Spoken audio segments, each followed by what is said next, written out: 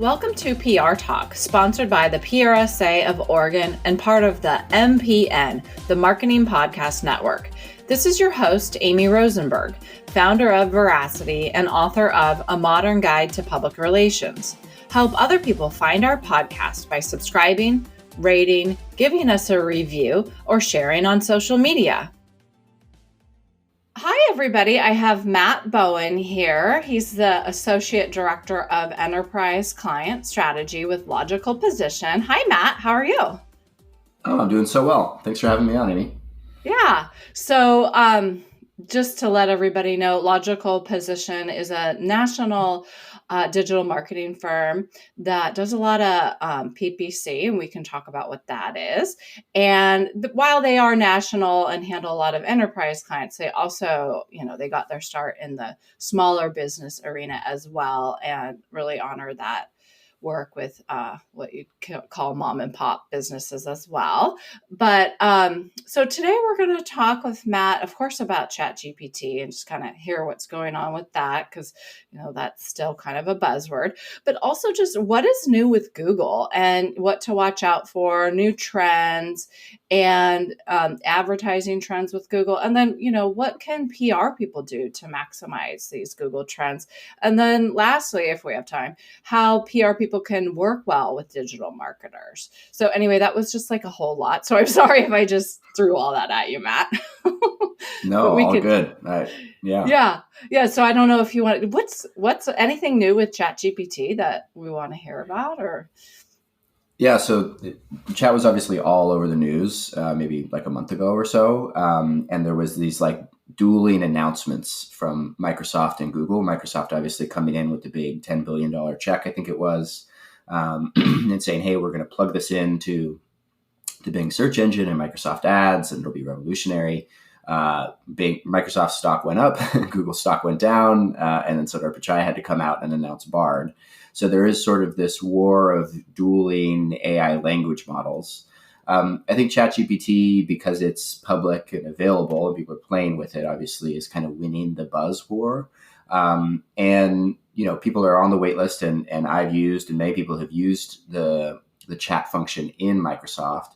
I think what we're really waiting to see, or where the jury is kind of still out, is which search engine, if either of them can really integrate AI in a really like seamless way with traditional search. And then that integration really comes down to monetization is where we're going with this, because ultimately neither of these tools really matter for either of the platforms necessarily if they're not able to monetize them. There has to be a business model, which to date has been pay-per-click. How exactly that's going to work, is we have yet to see, but you can imagine, someone is saying, hey, ChatGPT, I'd like to plan a vacation down in Mexico with my wife and 2 kids. Can you, we like to spend some time on the beach, but we'd also like to do some hiking. We'll be there for a week. Can you put together an itinerary? And then you can imagine chat, saying, here's some flights, here's some accommodations, here's some activities you can do. And in theory, all of those vendors who are providing the flights, who are providing the accommodations, who are providing the surfing lessons for the kids, could pay to have placements in there. And we haven't seen that yet, but you can see that as like a natural evolution of it. So really just excited to see what's next. And that'll be a whole new revolution for us marketers out there. Yeah. So you mentioned pay-per-click, and I had just said the acronym PPC. So can you tell us a little bit about what that is? I know it's kind of a vague question. Yeah, it's the business model for all the big tech players you hear out there, right? So if you are on Google and you see ad listings at the top of the page, or you see shopping cards at the top of the page or in the shopping tab, and you click there, there's an advertiser, and that advertiser is paying Google at a rate per click. So cost per click, pay per click. So when you search for Nike shoes and you click that top Nike listing, Nike is paying whatever 23 cents to get you to go to their website instead of going to Amazon or to Dick's Sporting Goods or what have you. Same thing on Facebook. Someone clicks an ad, they're paying at a per click basis. And so is there anything new with that, or any ways to maximize that work? Because, PR people might think, and we have more than just PR people listening. We have marketers too. And we pride ourselves in learning about digital marketing. But traditional PR people might think, well, what does this have to do with me? Well, the thing is we're word people, right? PR people are writers and really into messaging and words. And so I just wonder how that plays in to PPC. And then, of course, I know you also are a little bit more on the tech and possibly analytics side. And so I know there's always insight into that. But I don't You know can if call me a nerd. It's okay. yeah. And I'm like, well, I don't know how nerdy my listeners are, but some of them are kind of nerdy, so it might work out. So, but anyway, just kind of tell us what's up with PPC trends and what to look for. Even if there are some non-nerds out there, I think it's good for us to get together and, share what our two communities have to, exactly. to offer to each other. Yeah. From a PR perspective, pay-per-click is all about getting people that are out there on these platforms, whether they're searching on Google or they are browsing on Facebook or wherever, and paying a premium to connect them to something. So the example I used earlier of someone that's looking for a Nike shoe and connecting them to Nike is a really obvious, straightforward example. But if there are people who are in a certain audience that are interesting to you, that your client in the PR space wants to reach, you're trying to get an announcement out about this new SaaS product, and you want people that work in some very specific, heavy industry to be aware of this new SaaS product that can help them control their manufacturing processes. PPC is going to play a role in that because you can find that audience and then pay that premium on a per click basis or even a CPM basis, per 1,000 impression basis, to get your message in front of them, whatever that message is, whatever words you've managed to craft and put together on behalf of the client. Okay.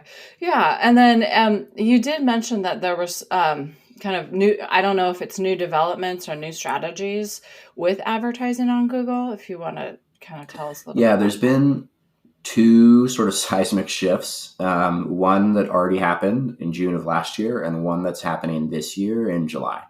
So the seismic shift from June of last year was the launch of Performance Max campaigns. And this was essentially Google creating what they're calling a unified campaign type. So that instead of buying specific ad inventory and saying, I want to spend $100 on search and $300 on display and, another $100 a month on YouTube, what it allowed you to do is say, hey, Google, figure out what the ad inventory mix should be. Here are all of my image assets. Here's all my text assets. Here's, my product feed, if you're talking about an e-commerce firm. And then tell Google your goals, right? Say all in my, budget for this campaign is $1,000 this month. And then give it some kind of objective. So, hey, I'm trying to get white papers downloaded, or I'm trying to get, maximize my traffic or whatever it is. And say, I'd like to get white papers downloaded at a cost per acquisition of that download of $12. And then Performance Max would essentially go out into all of Google's ad network, all of its audiences, everything that it could see with its big Google brain, and then find that, how best to spend those $1,000 across all of that different ad inventory. Now, that's kind of the promise of the campaign type. In reality, it's not as perfect as, of course, Google would like it to be or would sell it as. And so there's a need for sort of, I think, our expertise, somebody who really understands PMax and can kind of massage it in such a way that it is actually maximizing performance based on what those objectives are. But that was just generally a huge shift, right? Because we went from this kind of ad inventory prioritization being like a big part of our strategy to now handing over some of that to Google. But because it becomes a bit more of a black box, there's more work to be done around understanding where Google is putting that ad inventory, what's working, what's not, and how to kind of encourage the algorithm to make tweaks. Okay. So that's like that first big shift. There's another one. I don't know if if we want to move on to that, but sure. With Performance Max, do you always have to use that? Just kind of a dumb question.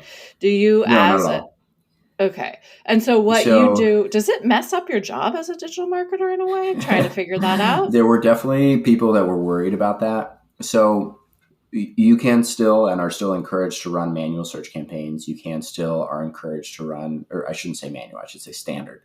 It's a little more precise any other Google Ads nerds out there. Standard campaigns in display, discovery, YouTube, where what it really, the predominant inventory that it runs on is shopping. And so for the e-commerce firms out there, PMax really was a revolution where you were kind of forced onto it. There are some cases where you can still use standard shopping campaigns, either with a manual bid strategy or an automated one. But for most clients, maybe 9 out of 10 clients, Performance Max is going to beat out those standard campaign types, at least in the data that we see with our setups. So in that sense, you are kind of forced into it because it performs better. And yeah, people were concerned, hey, if it's doing all the bidding, if it's doing all the ad inventory allocation, what really is the role for the Google Ad specialist or the PPC specialist, and how do they justify their consulting fee? The reason why you still need that person to be in the room with the machine is because of the way incentives are set up. So at the end of the day, Performance Max doesn't work for you. It works for Google. It's a Google product. And Google's incentives are different than yours as you know, an e-commerce small business. Google is looking to maximize revenue for their shareholders, and you're looking to spend, and their revenue, right, is your marketing budget. You're likely looking to spend the least amount possible to get the most back. And so that difference in incentives is where a consultant can come in and work to massage that algorithm to say, hey, Performance Max, I know that with your big AI brain, you're thinking and telling me that these banner ads on Sudoku apps are really important. I don't believe you about that. And so I'm going to exclude some of those app placements, just as an example of something that an expert might do to advocate for your business, rather than kind of letting Google completely take the reins. It almost feels yeah. Oh, sorry. Yeah, it just feels like the expert is even more important with that, because you've got to have somebody looking out for your best interest. And it's funny because this also reminds me of recent ChatGPT conversations where, are we worried that ChatGPT is going to take our jobs? And it's almost like, well, people know that we need humans in things. But also what you're opening and talking about ChatGPT is like, first we got to see if it's going to work, and then we can worry about what, you know what I mean? So I just didn't even go there, but I do think that is just kind of interesting. Parallel. Yeah, I like to use chess as an analogy. Chess? Back to being a nerd. Yeah, chess. When computers were first starting, there was sort of an awareness that this is going to eventually computers are going to be able to beat humans, because eventually computing power is going to be substantial enough that the computer is going to be able to see, every possible combination of moves, 100, 200, 1,000 moves into the future. Maybe not that many, because the numbers get really big really fast. And that's just not something that a human being can do, right?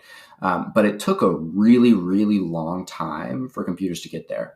And it went from, computers being okay, but still being beaten by, the grandmasters in chess, to computers eventually sort of getting all of the human theory. So almost having a human in the room to help the computer, saying, hey, this is the English opening, this is the London, this is the theory on,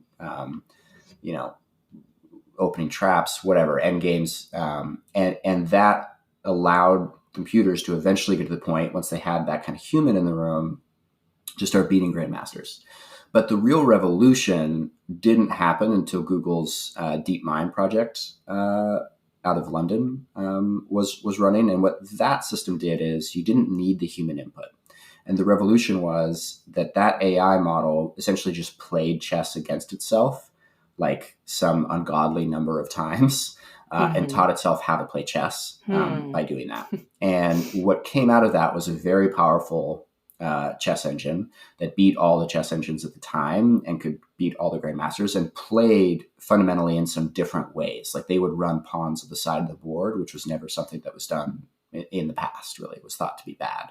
And that's really, when we talk about like revolution and AI is taking our jobs, that would be the revolution that we haven't seen yet. And I don't necessarily see it happening because the difference between the DeepMind chess project from Google and say the AIs now is exactly what we talked about as incentives.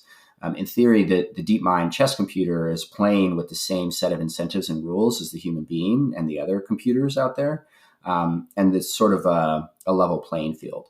As long as these AIs have to balance the client business objectives with the business objectives of the giant tech companies, they have to make some compromises because ultimately Google wants to sell the ad inventory on the Sudoku banners that they can't sell. And so, the AIs are always going to be making that a part of their mix. And as long as that's the case, there's still a place for humans in the industry. I mean, this is fascinating, and I always bring real estate back into this as a different way. I bring real estate into everything because I used to be a realtor, but it's a different way to look at things. And for me, it's like, that there's the for sale by owner person who lists their house on their own without the help of a realtor.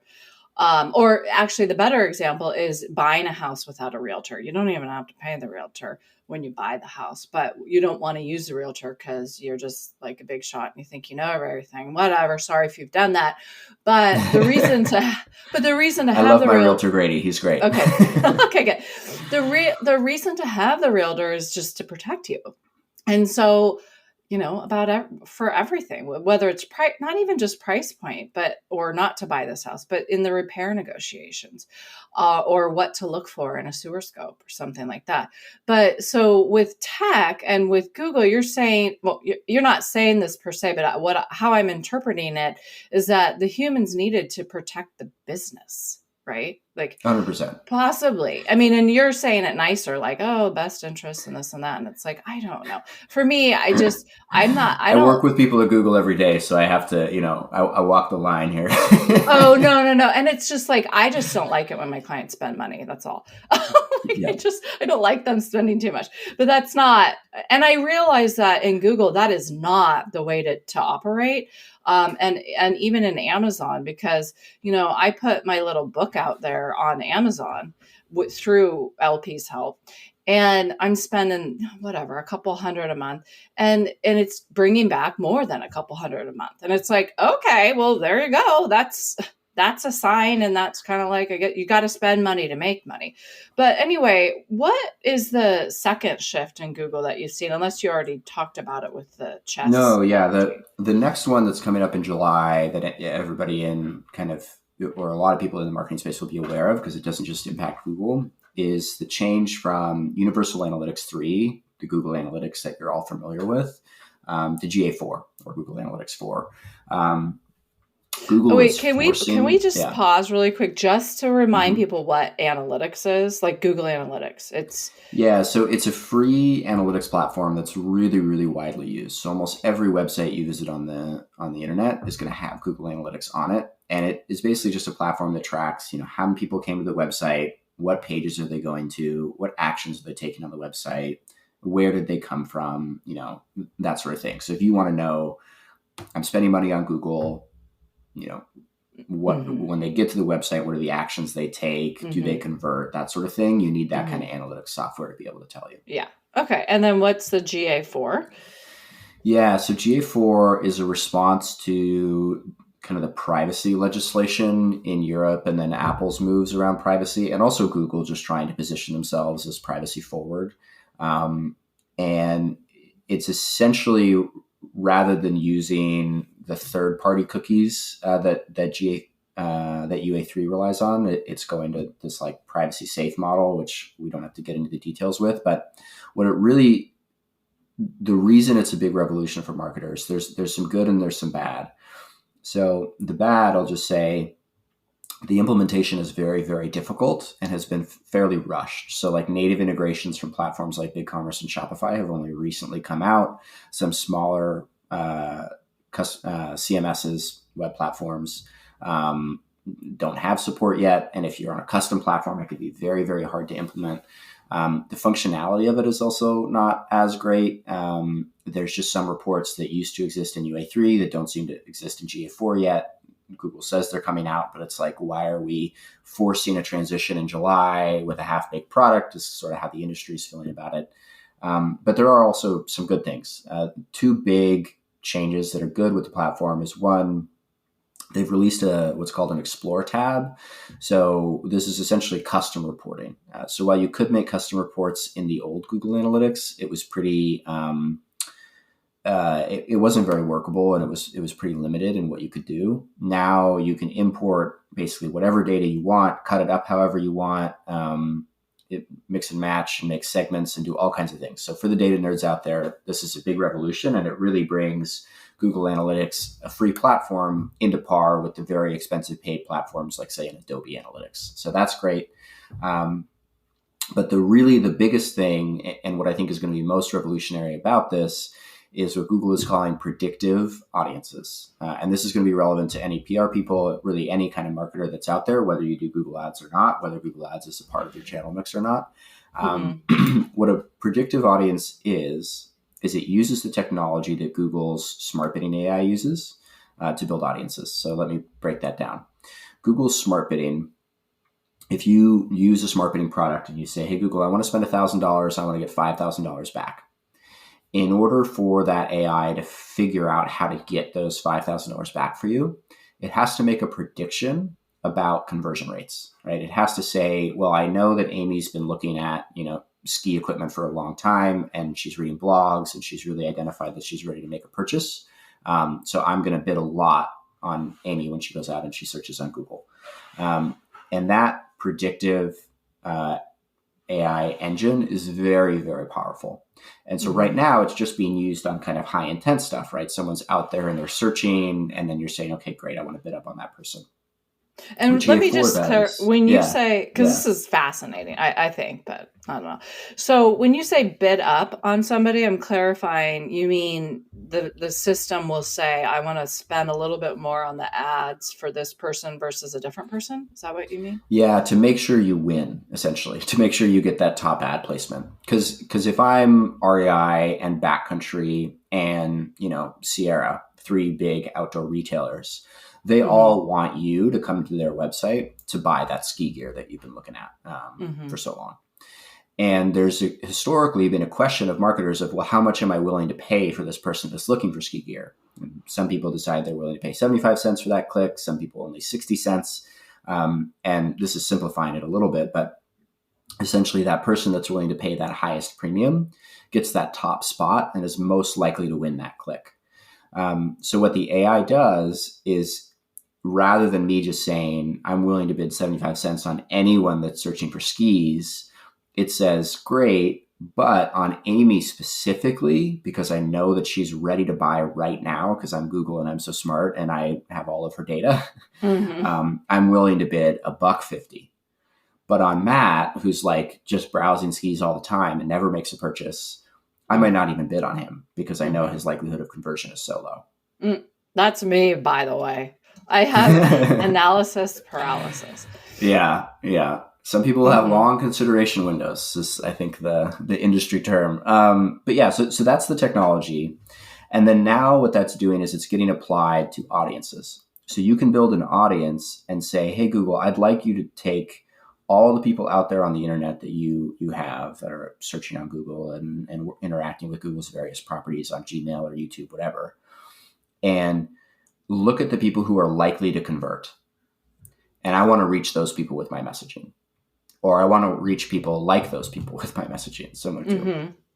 And so now, instead of us saying in that kind of heavy industry example, instead of us trying to identify like the websites and the, industry magazines and whatever really niche specific places where those people exist and just targeting those few publishers, now you can kind of rely on Google and say, I don't care where they are, but if you know that they're likely to convert on, this downloading of this ebook about the SaaS product for this heavy machinery production firm, then go get them for me. Use this audience to target them and show them this messaging, this banner ad, this YouTube video, whatever. And that so far in our testing with clients who have already migrated to GA4, have been really, really effective, more effective than Google's traditional audiences that were like, hey, this person's in the market for this. Hey, this person has an affinity for this. Those audiences, while they were good, just don't compare to these new predictive ones. Okay. And so that's all part of GA4, which is confusing in a way because I don't know where privacy comes into that, because that's not, to me, it doesn't feel private. And I don't know if that is matters at all to what we're talking about. But I guess there's PR people for Google, and then there is what's behind the curtain.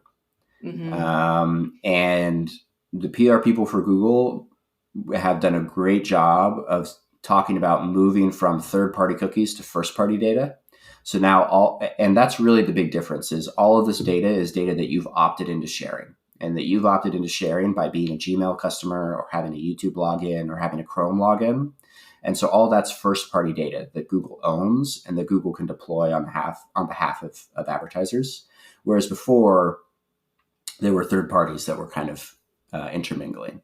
Okay. Now, That it makes still doesn't sense. feel particularly private because your data is still being used Mhm. to, make hyper-targeted ads. But ultimately, I don't think that Google is going to go out of its way to make hyper-targeted ads go away. We've seen what kind of value destruction that caused with Facebook. So I think the talk around privacy, frankly, is a little bit more PR than truth. Okay. Yeah, and I have heard all this talk a little bit here and there about, oh, cookies, this and that, and maybe going away or something. And I don't know. I'm not following, but you mentioned that. And so is that a part of all of this? Yeah, it's moving from that third-party cookie to Google's first-party data that they own is essentially the short of it. Okay. So you're Well, still being tracked. yeah, but you've opted into being tracked. So Yep. is kind of what you're saying. So legally. So it's like you might not remember that you opted into this. So there is a privacy issue, but possibly legally there is that whatever paper trail, what have you. Yeah, I mean, I'm not a lawyer and don't pretend to be one, and I'm not even sure that the lawyers understand GDPR, but that seems to Mhm. be the direction that Google is going as an outside advertiser looking in. Mhm. So, any last thoughts on either what people, PR people in general, or just general marketers or communicators can do to either maximize these trends or just simply work with their digital marketers better? Yeah, I think with all the AI and changes around privacy, I think there's just been a lot of fear in the industry around what's happening to jobs and will I still be able to do my targeting? Like, look at what happened to Facebook, on and on and on. And ultimately, as we talked about with PMax and AI, there's still very much a role for a human being in that process. And as we talked about with GA4, there's a huge incentive for a company like Google to not allow hyper-targeted ads to go away. And so I would honestly, the recommendation to PR people and marketing people is like, take a deep breath. We're Hmm. going to get through these transitions. And even though right now, like economic situation is uncertain, maybe recession, maybe not, all these tech layoffs, technology is not going away. At least that'd be my prediction. Tech is going to become increasingly important in our lives, and continuing to be the kind of people who are tech literate and can use these marketing platforms to get messaging out is going to continue to be, I think, a growth industry. At the end of the day, advertising and PR and messaging is always a percent of the US's GDP. It's a percent of every company's budget. And more of that money is being moved online every day.